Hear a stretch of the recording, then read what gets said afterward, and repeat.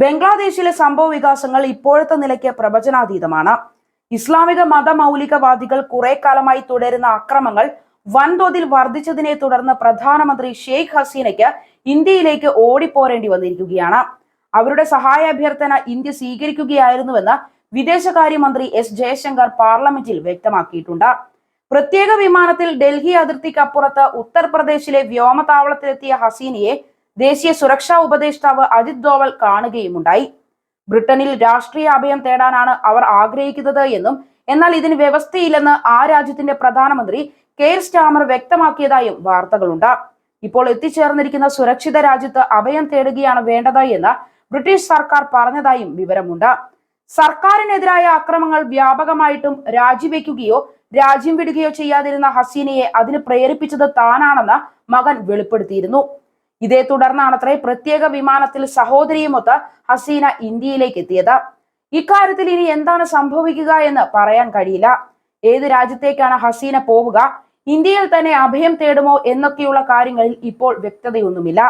ഇക്കാര്യത്തിൽ കരുതലോടെയുള്ള തീരുമാനമായിരിക്കും ഇന്ത്യ കൈക്കൊള്ളുക.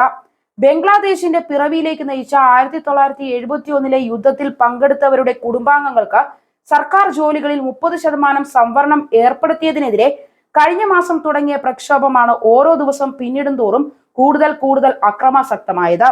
ഈ സംവരണ വ്യവസ്ഥ ഭരണകക്ഷിയായ അവാമി ലീഗിനോട് പക്ഷപാതം കാണിക്കുന്നതാണെന്നും ഇതിനു പകരം മെറിറ്റിന്റെ അടിസ്ഥാനത്തിൽ നിയമനം നടത്തണമെന്നായിരുന്നു പ്രക്ഷോഭക്കാരുടെ ആവശ്യം. പ്രക്ഷോഭത്തെ ഹസീനയുടെ സർക്കാർ ശക്തമായി അടിച്ചമർത്താൻ ശ്രമിച്ചെങ്കിലും ഫലം കണ്ടില്ല.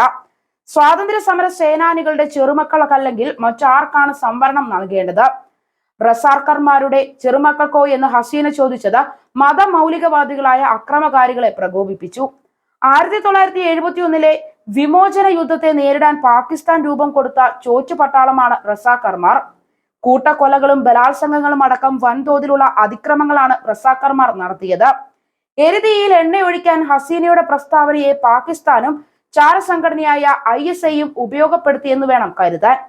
തങ്ങളിൽ നിന്ന് വെട്ടിമുറിക്കപ്പെട്ട ബംഗ്ലാദേശിനെ ശത്രു രാജ്യത്തെ പോലെയാണ് പാകിസ്ഥാൻ ഭരണകൂടം കാണുന്നത്. അവിടുത്തെ മതമൗലികവാദികളെ സർക്കാരിനെതിരെ രംഗത്തിറക്കുന്നതിൽ പാകിസ്ഥാന് വലിയ പങ്കുണ്ട്.